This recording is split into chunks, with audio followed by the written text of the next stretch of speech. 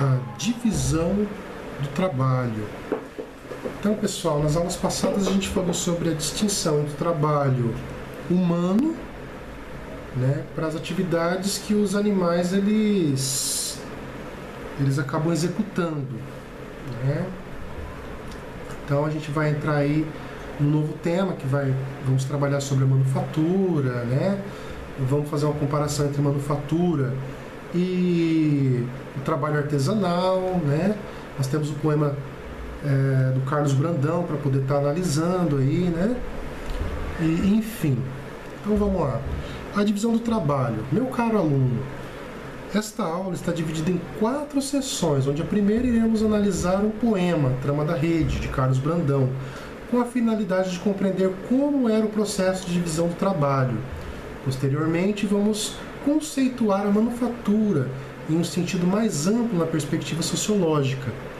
Discutiremos sobre a distinção de gênero na divisão do trabalho, que ainda está presente na atualidade.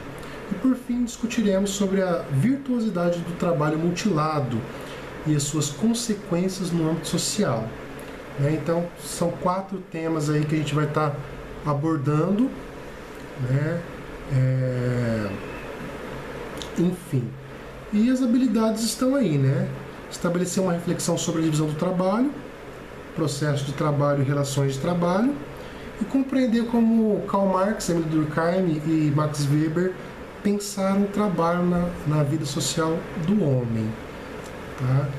A gente vai se especificar mais ainda em Karl Marx, porque ele vai descrever com mais ênfase essas características da manufatura, né? E essa questão também da virtuosidade do trabalho, né? Que é o trabalho mutilado. Mãos à obra?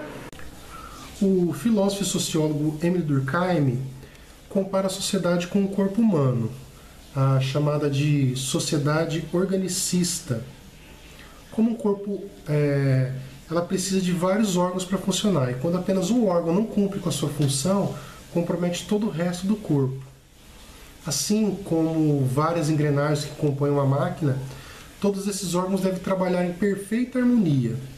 Sendo assim, cada indivíduo na sociedade deve exercer o seu ofício satisfatoriamente. Caso contrário, ocorre a patologia, que seria uma espécie de doença, tornando o órgão ineficaz, comprometendo todo o resto do corpo. Nesse ideal de sociedade perfeita, não pode haver corrupção. Já para o Karl Marx, o trabalho é uma atividade inerente ao ser humano, e por meio dela que criamos a nossa condição de ser humano. Lembra quando comparamos o trabalho humano com as atividades desenvolvidas pelos animais? Então, para o Marx, no trabalho existem 2 forças que, embora sejam opostas, se relacionam, que são o dono dos meios de produção, chamado capitalista, e o que vende a sua capacidade física e mental para o capitalista, chamado de proletário. Esse termo, proletário, vem de prole, associado a filho, ou seja, essa classe, por ser de maior extensão, tem essa dominação relacionada a muitos filhos, semelhante à classe trabalhadora, que são muitos trabalhadores.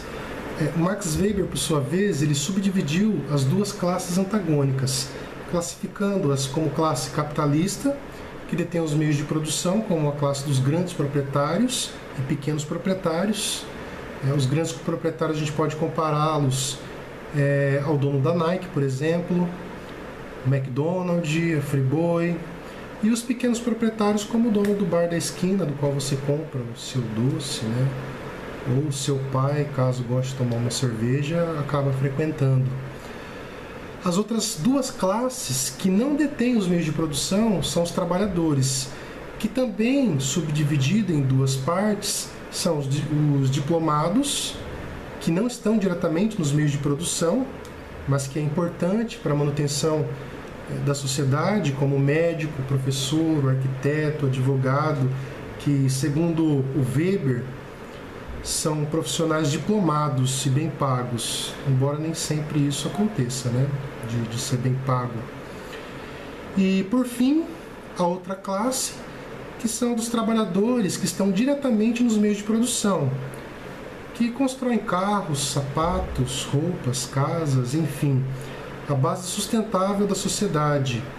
Não menos importante, porém a classe mais desfavorecida financeiramente e que tem menos prestígio pela maioria da sociedade.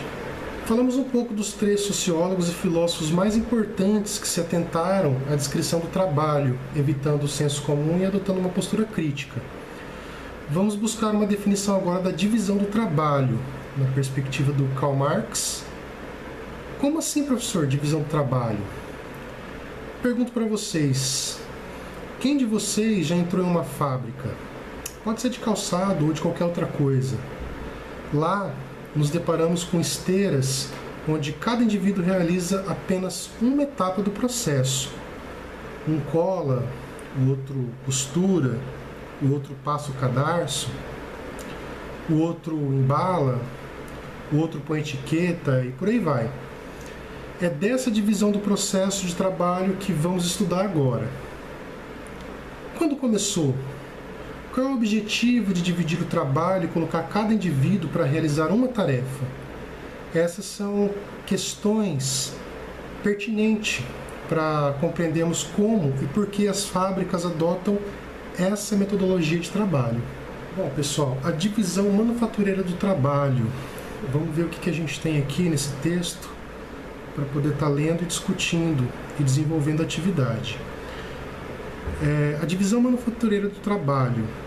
A discussão sobre a divisão do trabalho vai retomar conteúdos que você provavelmente já estudou em aulas de história, com o objetivo de esclarecer o processo de transformação da sociedade feudal e a constituição da sociedade capitalista moderna. Bom, pessoal, o nosso objetivo aqui é buscar compreender como ocorreu esse processo de transformação da sociedade feudal para o capitalismo. Professor, mas o que é feudalismo? Feudalismo foi um meio de produção onde existia a relação entre o senhor feudal e os seus servos, que ficavam presos nas terras do senhor feudal. Lá eles produziam tudo e todos juntos, a totalidade do trabalho, ficando apenas com 10% em média da produção total. E 90% era para o senhor feudal. Desse pouco do qual os trabalhadores se apropriavam para poder se manter, eles trocavam com outros feudos produtos diferentes. Naquela época, a base primordial do comércio era a troca. Bom, pessoal, nosso objetivo aí com esse texto é compreender como que foi o processo de transformação do meio de produção artesanal para o modo de produção manufatureiro. Então vamos ler o texto para poder entender como que foi essa evolução histórica do trabalho. Leitura e análise de texto. O esfacelamento do mundo feudal consistiu em um longo processo, no qual as velhas formas de trabalho artesanal foram sendo substituídas pelo trabalho em domicílio, a partir do campo, produzindo para as indústrias em desenvolvimento nas cidades. O crescimento da população expulsa do campo, incapacitada de produzir tudo aquilo que necessitava para sobreviver, seus meios de vida, fez com que a procura por esses bens aumentasse. Assim, durante o século XVI, foram desenvolvidas indústrias rurais em domicílio, como forma de aumentar a produção. Os comerciantes distribuíam a matéria-prima na casa dos camponeses, e ali era executada uma parte ou totalidade do trabalho. Essas indústrias representaram uma forma de transição entre o artesanato e a manufatura, e permitiram a acumulação de capital na mão desses comerciantes, além de formar mão de obra para o trabalho industrial nas cidades. Então, pessoal, antes do surgimento da manufatura, os meios de produção eram o artesanato. No artesanato, o trabalhador produzia a totalidade do trabalho.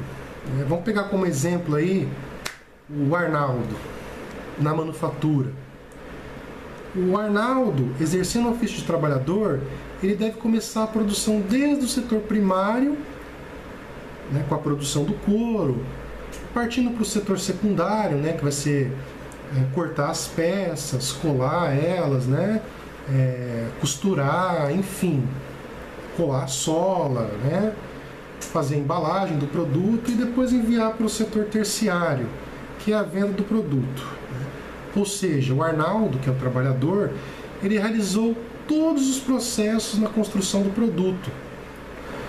No século XVI, essa forma de trabalhar ela vai se transformar, abrindo espaço para o que chamamos de manufatura.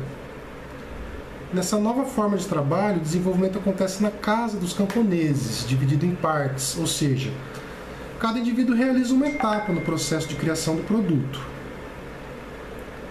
Vamos pensar na fábrica.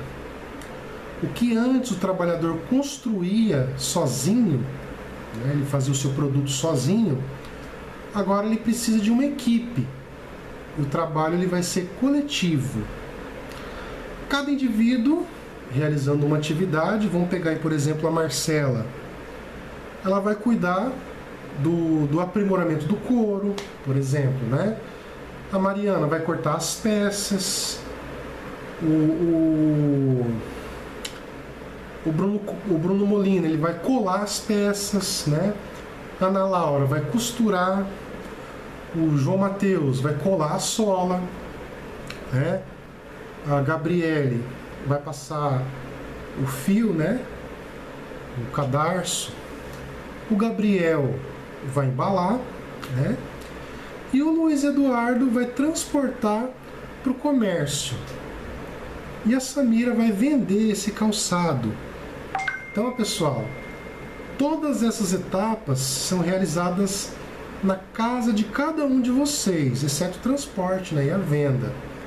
E com a evolução da manufatura e algumas fases, essa produção na casa das pessoas ela vai deixar de existir, né?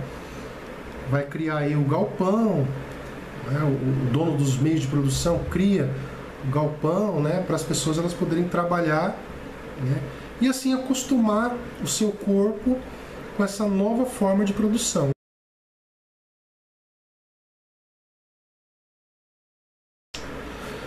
Manufatura.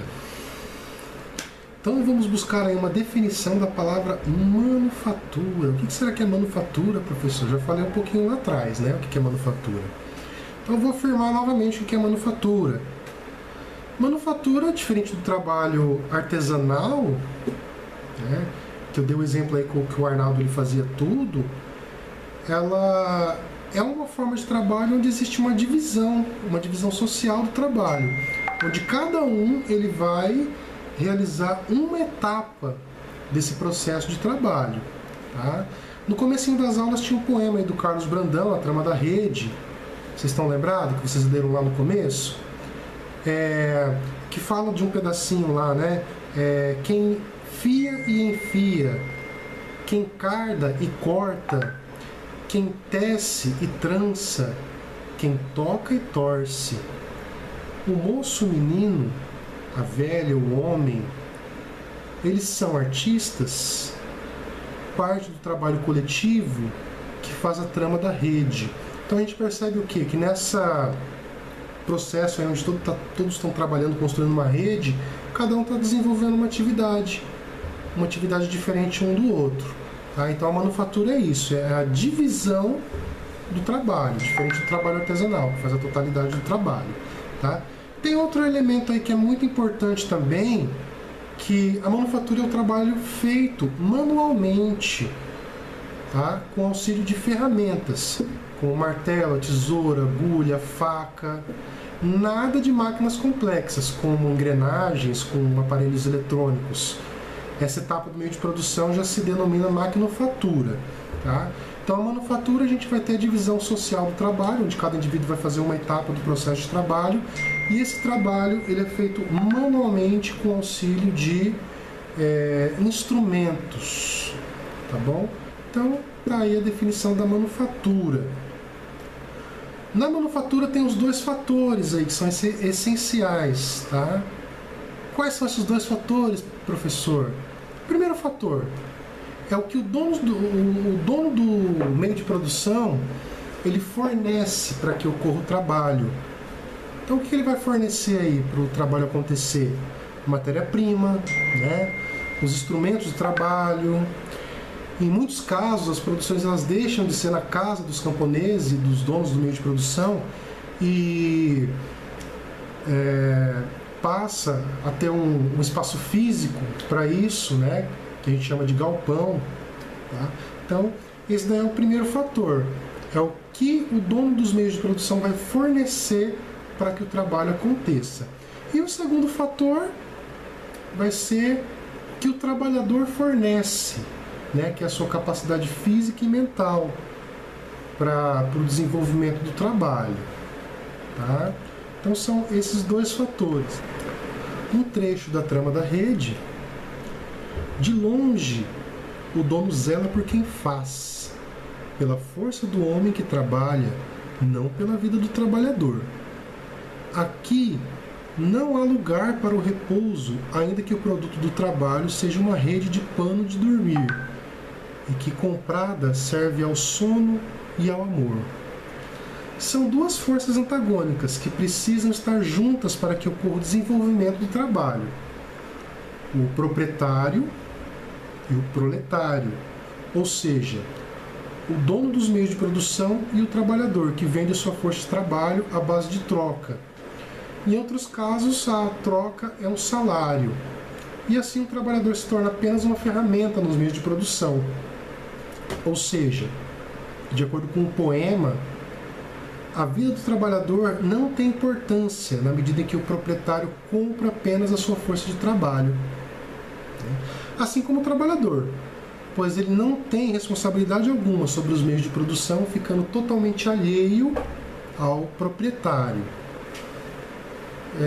Vale se lembrar que estamos falando da manufatura, que é a base do surgimento do capitalismo.